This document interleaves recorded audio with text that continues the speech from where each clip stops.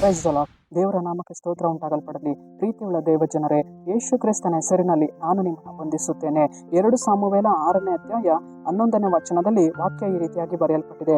ಆ ಕಾಲದಲ್ಲಿ ಯೆಹೋವನು ಅವನನ್ನು ಅವನ ಮನೆಯವರನ್ನು ಆಶೀರ್ವಾದಿಸಿದನು ಎಂದು ವಚನ ಬರೆಯಲ್ಪಟ್ಟಿದೆ. ಅಂದರೆ ಪ್ರೀತಿಯುಳ್ಳ ದೇವ ಜನರೇ, ಕರ್ತನು ನಮ್ಮನ್ನ ಏನ್ ಮಾಡುವವರಾಗಿದ್ದಾರೆ? ಆಶೀರ್ವಾದಿಸುವವರಾಗಿದ್ದಾರೆ. ನಮ್ಮನ್ನು ಮನೆಯವರನ್ನು ಕರ್ತನು ಏನ್ ಮಾಡುವವರಾಗಿದ್ದಾರೆ? ಆಶೀರ್ವಾದಿಸುವವರಾಗಿದ್ದಾರೆ. ದೇವರ ಒಡಂಬಡಿಕೆ ಮಂಜೂಷ ಒಬೇದೋಮನ ಮನೆಗೆ ಹೋಗುವಾಗ ಕರ್ತನು ಅವನನ್ನು ಅವನ ಮನೆಯವರನ್ನು ಅವನಿಗಿರುವುದೆಲ್ಲವನ್ನು ಕರ್ತನು ಆಶೀರ್ವಾದಿಸಿದರು. ಅದೇ ರೀತಿಯಾಗಿ ನಮ್ಮ ಜೀವಿತದಲ್ಲಿ ದೇವರ ಒಡಂಬಡಿಕೆ ಕಾರ್ಯಗಳು ನಮ್ಮ ಜೀವಿತದಲ್ಲಿ ಉಂಟಾಗುವಾಗ, ದೇವರ ವಾಗ್ದಾನಗಳು ನಮ್ಮ ಜೀವಿತದಲ್ಲಿ ಬರುವಾಗ ಕರ್ತನು ನಮ್ಮನ್ನ ಏನ್ ಮಾಡುವವರಾಗಿದ್ದಾರೆ? ಅಭಿವೃದ್ಧಿ ಪಡಿಸುವವರಾಗಿದ್ದಾರೆ. ಕರ್ತನು ನಮ್ಮನ್ನ ಏನ್ ಮಾಡುವವರಾಗಿದ್ದಾರೆ?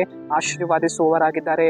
ಹೇಗೆ ದೇವರು ಒಬೇದೋಮನ ಮನೆಯನ್ನು ಆಶೀರ್ವಾದಿಸಿದರೋ, ಹೇಗೆ ಕರ್ತನು ಒಬೇದೋಮನ ಮನೆಯವರನ್ನ ವಿಸ್ತರಿಸಿದರೋ, ಅದೇ ರೀತಿಯಾಗಿ ನಮ್ಮ ಜೀವಿತದಲ್ಲಿಯೂ ಕೂಡ ಕರ್ತನ ಒಡಂಬಡಿಕೆಯ ಕಾರ್ಯಗಳು, ಕರ್ತನ ವಾಗ್ದಾನಗಳು ನಮ್ಮ ಜೀವಿತದಲ್ಲಿ ಅದು ಬರುವಾಗ ನಮ್ಮನ್ನ ದೇವರು ಏನ್ ಮಾಡುವವರಾಗಿದ್ದಾರೆ? ವಿಸ್ತರಿಸುವವರಾಗಿದ್ದಾರೆ. ನಮ್ಮನ್ನು ಅಭಿವೃದ್ಧಿ ಪಡಿಸುವವರಾಗಿದ್ದಾರೆ. ನಾವು ಕೈಟ್ ಮಾಡುವಂತ ಪ್ರಯಾಸಗಳನ್ನ ಕರ್ತನ ಅಭಿವೃದ್ಧಿ ಪಡಿಸುವವನಾಗಿದ್ದಾನೆ. ನಮ್ಮ ಬಿಸ್ನೆಸ್ಗಳನ್ನ ಕರ್ತನ ಹೆಚ್ಚಿಸುವವನಾಗಿದ್ದಾನೆ. ನಮ್ಮ ವಿದ್ಯಾಭ್ಯಾಸಗಳಲ್ಲಿ ಒಂದು ಅಭಿವೃದ್ಧಿಯನ್ನು ಕರ್ತನ ಕೊಂಡು ಬರುವವನಾಗಿದ್ದಾನೆ. ಹೇಗೆ ದೇವರು ಒಬೇದೋಮನ ಮನೆಯವರನ್ನು ಅವನಿಗಿರುವಂತ ಸರ್ವವನ್ನು ಆಶೀರ್ವಾದಿಸಿದರೂ, ನಮ್ಮನ್ನ ದೇವರೇನ್ ಮಾಡುವವರಾಗಿದ್ದಾರೆ? ಆಶೀರ್ವಾದ ಮಾಡುವವರಾಗಿದ್ದಾರೆ. ಸರಿ, ನಾವು ಪ್ರಾರ್ಥಿಸೋಣ. ಅಪ್ಪ ಕರ್ತನೆ, ಈ ವಾಕ್ಯ ಭಾಗ ಸಂದೇಶವನ್ನ ನೋಡ್ತಾ ಇರುವಂತ ಜನಗಳನ್ನು ನೀನು ಮುಟ್ಟು ದೇವರೇ.